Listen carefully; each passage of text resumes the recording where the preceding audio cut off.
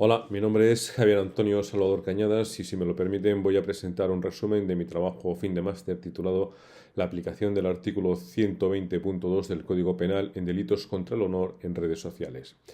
Este trabajo aborda un análisis de oportunidad e idoneidad en la interpretación de las ratio legis del artículo que dice textualmente que son también responsables civilmente en defecto de los que lo sean criminalmente las personas naturales o jurídicas titulares de editoriales, periódicos, revistas, estaciones de radio, televisión o de cualquier otro medio de difusión escrita, hablada o visual por los delitos cometidos utilizando los medios de los que sean titulares. A partir de ahí podemos entender que la confusión entre medios de comunicación y redes sociales se ha implementado en todos los ámbitos de la sociedad española menos en el jurídico y legislativo. Pese a ser las redes sociales el escenario donde se producen el mayor número de noticias falsas, la expansión de los delitos de odio o las más frecuentes transgresiones de los derechos reconocidos en el artículo 18.1 de la Constitución española, no existe una clara aplicación de la responsabilidad civil subsidiaria contemplada en el artículo 120.2 del Código Penal, que sí es aplicable a los medios de comunicación convencionales. El objetivo de este trabajo es abordar la oportunidad e idoneidad de su aplicación en los procesos penales por delitos contra el honor cometidos en redes sociales, entendiendo que de ello depende la normalización de las reglas de juego claras y comunes para hacer uso de la libertad de expresión con todas sus virtudes y consecuencias para quien la disfruta y para quien la alberga en medios de comunicación del tipo que sean, obteniendo un beneficio de ello. Dicho de otra forma, la responsabilidad civil subsidiaria como modelo de autorregulación. En apenas 30 páginas intento hacer una aproximación a la autorregulación de la defensa del derecho al honor en los medios de comunicación y cómo influye frente a su competidor digital, las redes sociales, cuando desaparece la responsabilidad subsidiaria por el riesgo de publicar. Pero la ratio legis de los delitos contra el honor debe ser la misma en uno u otro escenario y los rasgos de los procesos no tienen por qué cambiar. De hecho, el clima de ruptura social provocado por mensajes de odio cada vez más violentos lleva a señalar las redes sociales como parte del problema. En algunos ordenamientos jurídicos, ese señalamiento ha sido la excusa para desvertirles de su inmunidad y marcar tanto los límites de lo ilícito como el inicio de sus responsabilidades. El problema es siempre encontrar el camino sin violar otros derechos como el de expresión, la prohibición de la censura y valorando también el importante servicio que estas redes prestan a la sociedad. Desde 1995, con el caso Stratton-Ockman contra Prodigy Service en Estados Unidos y hasta nuestros días, en cualquier país desarrollado del mundo, la pregunta es la misma: ¿cómo regular las redes sociales? Pero la respuesta puede ser tan simple como ¿por qué hemos de hacerlo? ¿Y en qué casos concretos? La primera incógnita que debemos despejar es qué son, o mejor aún, para qué se utilizan y a partir de ahí buscar en nuestros modelos, nuestras leyes vigentes, las semejanzas que permiten actuar de manera directa sin necesidad de innovar legislativamente, más aún atendiendo a los tiempos de respuesta normales en este sentido. A esta indefinición sobre cómo actuar podemos llamarla el síndrome del patinete eléctrico, es decir, si todos sabemos las consecuencias que debe cumplir un vehículo que circula por una carretera o calle cuando es propulsado mecánicamente, que nos impide aplicar la misma norma a este fenómeno mientras no se ajuste una innovación a sus precisas circunstancias. Ahora traslademos este mismo razonamiento al fenómeno de las redes sociales y si aplicamos al fabricante del canal de información las mismas normas de control que a los medios de comunicación convencionales. A lo largo de esta investigación, todos los ejemplos, artículos y trabajos estudiados muestran el problema desde una misma perspectiva jurídica, el choque entre necesidad de regular las redes y la libertad de expresión. Al mismo tiempo, todos esquivan las vías de solución sobre lo existente, como si el hecho de hablar de algo tan relativamente nuevo como una red social justificase la necesidad de una legislación ad hoc. El legislador europeo ha tratado de poner normas de protección en dos ámbitos muy concretos, el del consumidor y los derechos de autor, Reglamento General de Protección de Datos y Directiva 2019 790, de 17 de abril de 2019 sobre los derechos de autor y derechos afines en el mercado único digital y por la que se modifican las directivas 96/9 y 2001/29, pero con ello no ha conseguido atajar ese problema que nadie quiere enfrentar por su estrecha relación con la libertad de expresión. Y la consecuencia no es otra que plantar cara a situaciones que derivan en comentarios injuriosos, calumnias, ataques al honor de terceros y en última instancia delitos de odio. El modelo español, sin embargo, tiene en el artículo 120.2 del Código Penal una verdadera solución al problema desde el momento en que una red social sea utilizada como medio de comunicación o amplificador del mismo, pues debe asumir la responsabilidad del editor y con ello la responsabilidad civil subsidiaria en caso de insolvencia del condenado.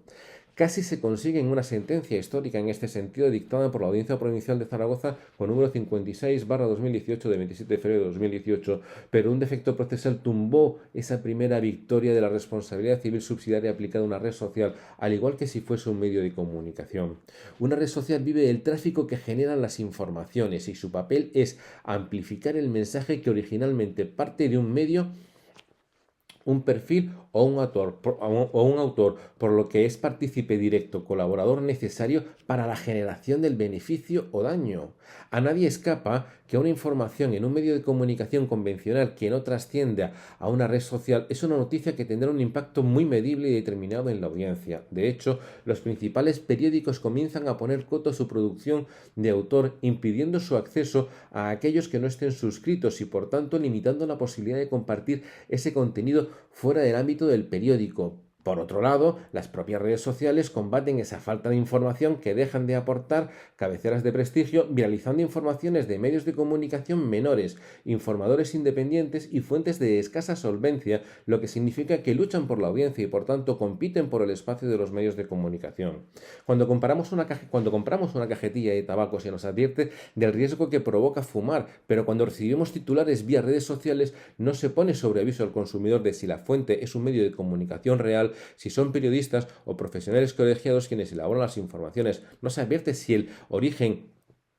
cuenta con el aval de un registro oficial de medios, como por ejemplo el RODMA en Andalucía. En octubre de 2023, millones de personas recibieron la noticia vía TikTok de que el futbolista Lionel Messi había muerto. La noticia era falsa. Frente a esa indiferencia sobre el origen, encontramos que la ley de aplicación de la red Netz en Alemania, o la sección 230 del CDA de Estados Unidos, o la ley Avia en Francia, y todas ellas nacidas precisamente de la necesidad de poner orden en el universo de redes sociales, son tumbadas, recurridas o puestas en constante vigilancia por el riesgo de atacar derechos fundamentales como la libertad de expresión. Esta es la realidad y parte de la solución española es poder aplicar a las redes sociales el estándar de control que realiza cualquier medio de comunicación social. Quiere decir que si un ciudadano demanda a un periódico por una información que ha redactado un periodista, el autor correrá con la responsabilidad penal directa, pero el medio soportará la civil subsidiaria. Por ese mismo principio, si la información, pongamos que falsa o injuriosa, ha tenido su mayor difusión en una o varias redes sociales o directamente ha sido publicada por estas sin pasar antes por medio de comunicación alguno y es compartida como noticia, debe ser la red social que da soporte quien deba responder de esa responsabilidad subsidiaria e incluso complementaria en el primer supuesto de reenvío desde un medio arreglado y de acuerdo con la difusión o daño causado.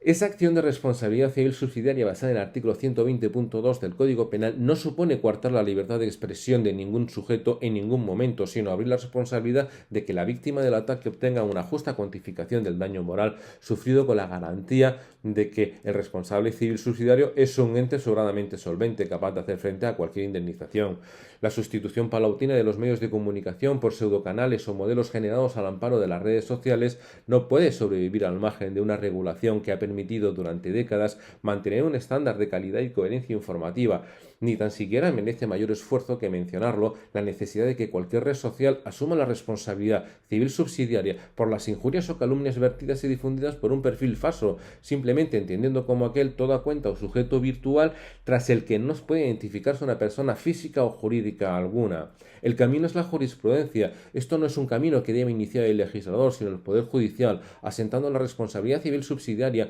cuando menos si la injuria se viste en forma de información. La acción del juez en primera instancia, aceptando medidas cautelares creativas adaptadas al momento, como el diseño de acciones ágiles ante las redes sociales que permitan el inmediato bloqueo cautelar del perfil emisor e identificación en sede judicial de aquellos que interactúan en la redifusión de la presunta injuria, obligada a la red implicada a comparecer como parte y aportar datos reales sobre el alcance objetivo de los hechos en litigio.